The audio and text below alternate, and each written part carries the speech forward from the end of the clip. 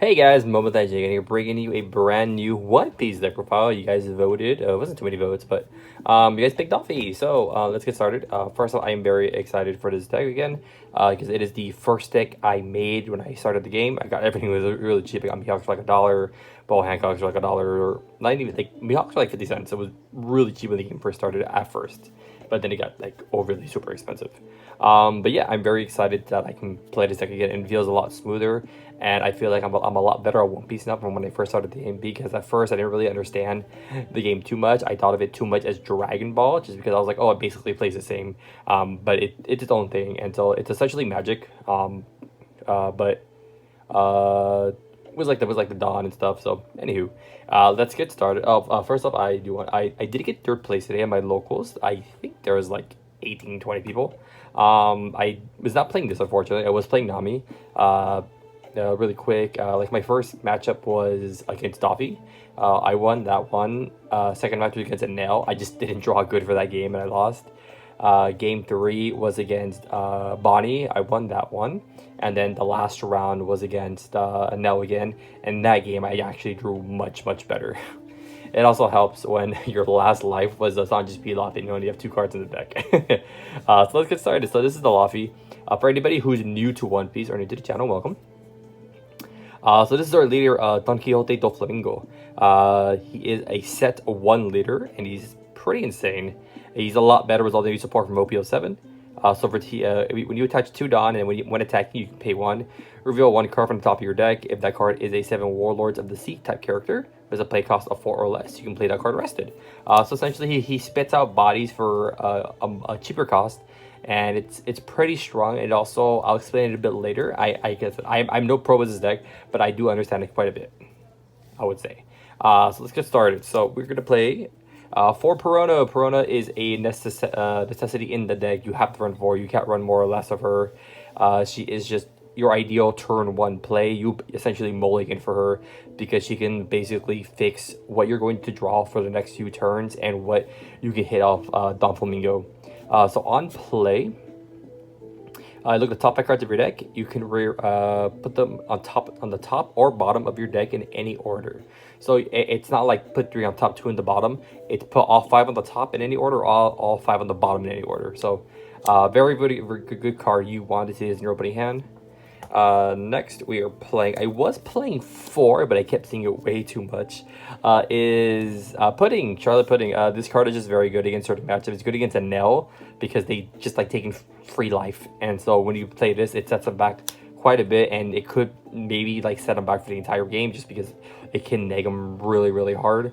It's also good against green. Bonnie likes to draw a lot too. Rob Lucci draws sort of a bit. But like it's just a very good card. Like she's a 4-drop 4K, and she has a 1K counter too.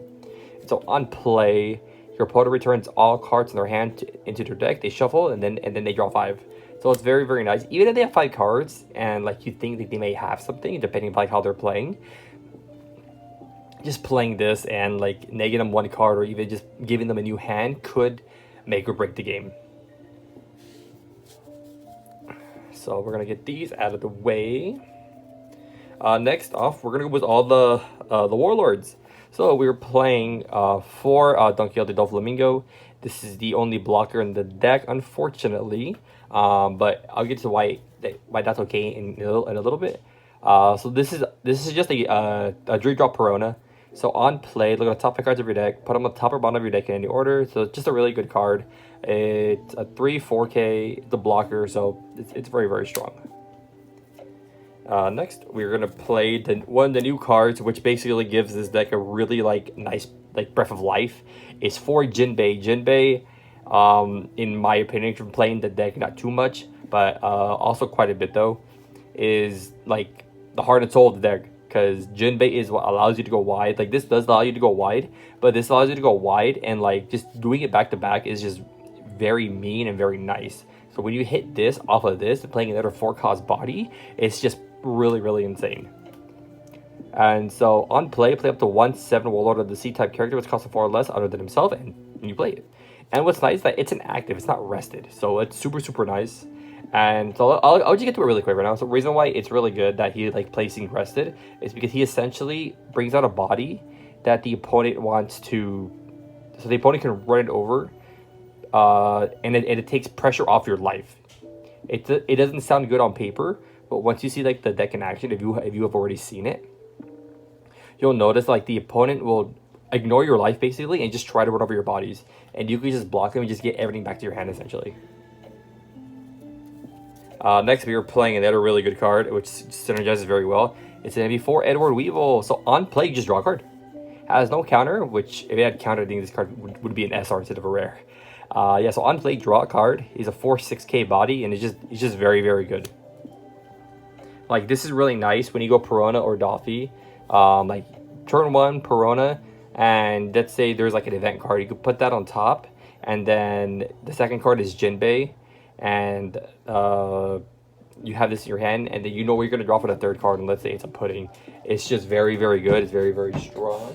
I do apologize for that. My dog just came in the room. It's also, oh no. Oh, there we go. It is also very, very good, because also the same thing. You can Perona, next turn, you can drop stack pudding, swing with this, play out the Weevil, draw a card, and you know what you're going to draw, which is very nice. So, very, very solid card.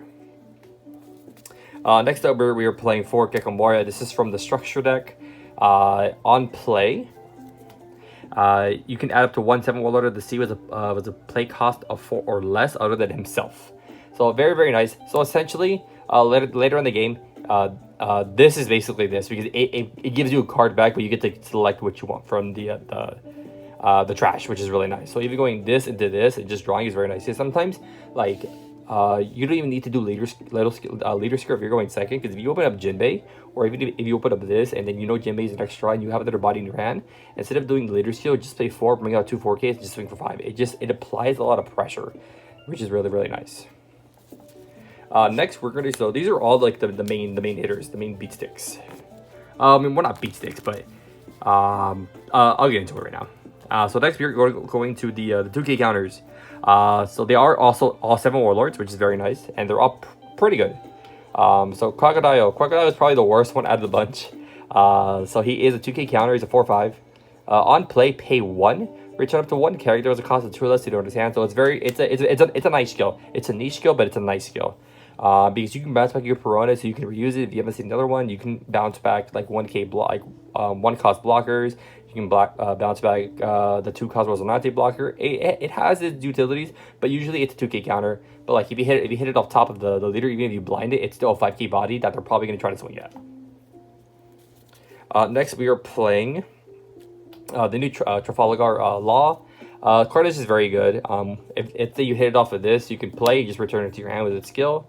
So active main, you can return this card to your hand. If your opponent has 6 or more cards in their hand, your opponent places 1 card from their hand to the bottom of the deck. So it's really nice because it doesn't go to trash. They can't get like value off of it, and you neg them a card by just because they have the bottom deck it. And you can do this even if they don't have 6 cards. Even if they have 1 card, you can return it to your hand because he has a 2K counter. And then the last card, which is also from the Crocodile structure deck, is going to be for Mihawks. Mihawk is probably the best card to hit off of this. Just because he filters, so he's also a 2K counter, and when attacking, draw 2 cards and trash 2 cards from your hand. So it's just super nice. He filters, he can fix your breaks, you can hopefully like dig faster into the deck for you, and it's especially good when you already know what's coming up. And then the last 4-drop we were playing is going to be 2 of the Gekomoria. It's just a vanilla, it's a 4/6. I was running 4 of it originally, but I noticed throughout my testing is like 98% of the time I would just use it as counter, and I would never really play it. So it's well, not last forecast, I have 1 more forecast, and it wasn't really doing too much. Like sure, it gets at the 4/6, but like I would rather play Weevil onto the field and draw a card because he doesn't really like do too much, and also and everything too. He can't pick this up. You can't pick this up. So once it's in the trash, it's essentially in the trash. You can't add it back. So it's an okay card, but like it's coming up a lot more at 2, and it's actually hitting the field a lot more. So I notice the difference. And then the one of tech we are trying out is to be 1 Edward Weevil, which is also from OPO7. So he is like a mini Perona / Doflamingo 3-drop. So when attacking, you can look at the top 3 cards of your deck, and then place them at the top or bottom of your deck in any order. So he's a really nice Jinbei target. Jinbei into this, so that way, let's say you don't, like I said, you don't see Piranha, you don't see Doflamingo, you can just attach one Don, range top 3, and basically guarantee this, which is super nice. And even if they run into it, they are either swinging Bobbers or leader, or they're touching down with another character, hopefully, and just attempting to run it over. So it's super nice. And also, I mean, you can add it back with the Gecko Moria. So those are all the 4-drops, aside from the other ones. Next, we are playing 3 Boa Hancock. This card's pretty insane. So on play, one of your opponent's characters cannot attack. It cannot select a Luffy card. Hence, if you've seen the show or read the manga, you know why. And also, you can return a character with a cost of 1 or less to the bottom of the owner's deck. She doesn't have counter. Everything else basically has counter here in this stack, except for the Edward Weevil that draws a card. Yeah, this card is just really strong. It's super strong too because it's a 6-cost 8K body, which is pretty insane. So it's very, very nice, and it's just a good card. And then we are playing 2 of the 10-drop Kaidos. This is more like once you have like control of the field, you can go into this and just play it for 10. If the opponent's at 3 life or less, you're just gonna draw 4 cards. Because once you establish a field and you just like defend everything, it's very, very good. You have so much tempo, so much like control. It's really insane. So those are all the characters. Now we're gonna go into the event cards. So I am playing 2 Perfume Ephemer. Playing 2 I feel like is a little greedy, but I just like this card a lot.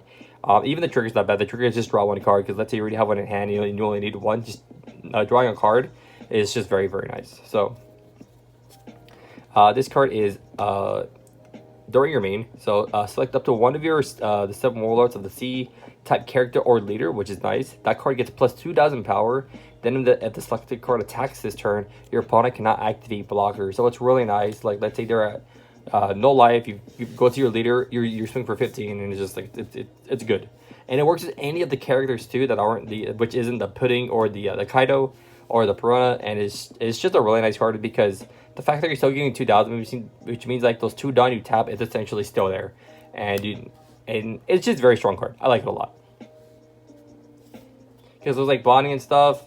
Obviously, there's like the 8-drop Kid, but there's like the Basil Hawkins, the Rosinante. It's just very, very annoying.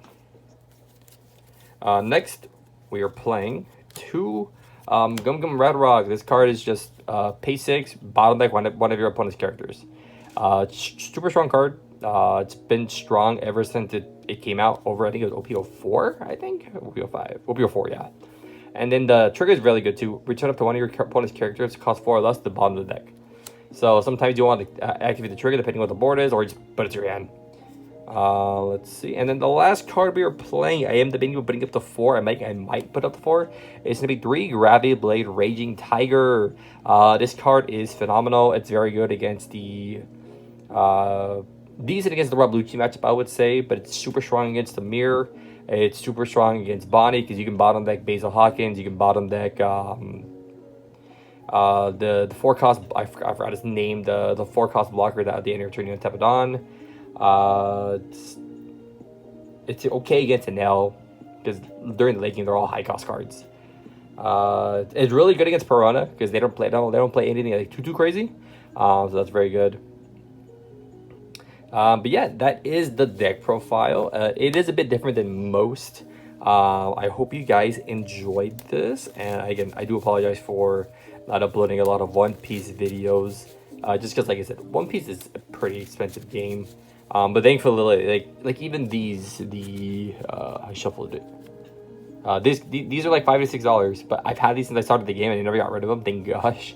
But yeah, I really hope you guys enjoy this. Let me know what you guys think in the comment section below. And I think the next deck profile I'm going to do is Vegapunk, just because I'm very much enjoying that deck. So yeah, I'll see you guys later.